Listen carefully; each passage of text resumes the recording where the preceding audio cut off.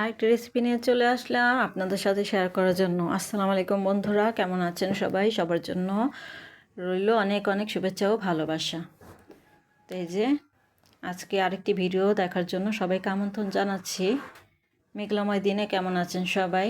তো ভাবলাম আজকে মেঘলা মেঘলা দিন খিচুড়ি খাওয়া যাক।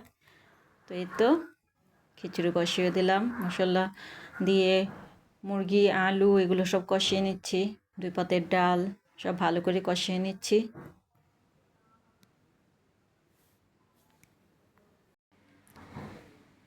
তো এই যে আমার কষানো শেষ, এখন শাক দিব। পুঁই শাক দিয়ে দিলাম। পুঁই শাক দিয়ে খিচুড়ি রান্না করলে খুবই ভালো লাগে, আমার তো খুবই মজা লাগে, তাই আমি একটু বেশি করে পুঁই শাকটা দিলাম। এটি দিয়ে আবার কষাবো, চালটাও দিয়ে দিলাম। তো এখন সব কিছু একসাথে ভালো করে কষিয়ে নিব।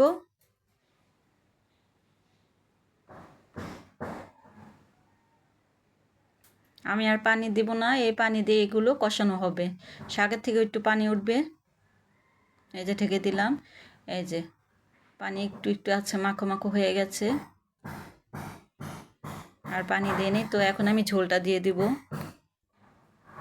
একটু পাতলা খিচুড়ি তো তাই আমি নর্মাল পানি দিলাম, গরম পানি আর দিলাম না, পানি আর একটু লাগবে।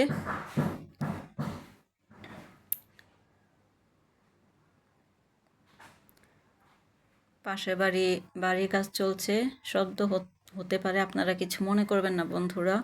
তো এই যে আমি পানিতে এখন ঢাকা দিয়ে দিব। তো এখন একটু উল্টিয়ে পাল্টিয়ে নাড়াচাড়া দিয়ে দিব। বলক এসে পড়েছে।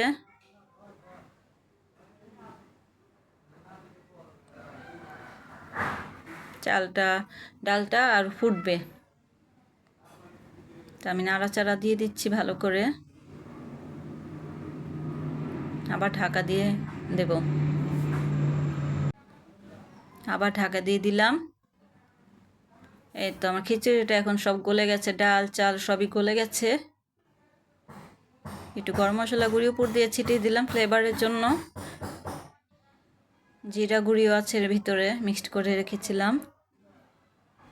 খিচুড়ির সাথে আজকে ভাজা আছে, ভাজা হচ্ছে অবশ্য পটল আর বেগুন ভাজা, আর হচ্ছে পেঁয়াজু। তো এই যে আমি এখন বেগুন পটল ভেজে নেব। পাশে বাড়ি বিল্ডিংয়ের কাজ হচ্ছে বন্ধুরা, আপনারা কেউ কিছু মনে করবেন না, শব্দ আসছে।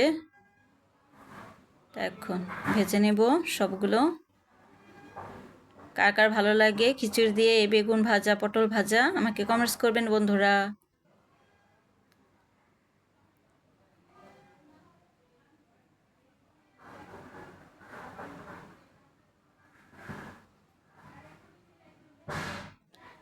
এই যে পেঁয়াজটা এখন উল্টিয়ে দিচ্ছি।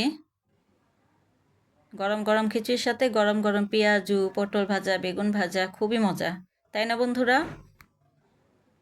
তো এই তো উল্টে দিচ্ছি। তো আমার ভিডিওটা আজকে কেমন লাগলো সবাই লাইক কমেন্ট শেয়ার করুন বন্ধুরা। সবাই ভালো থাকবেন, সুস্থ থাকবেন, আল্লাহ হাফেজ।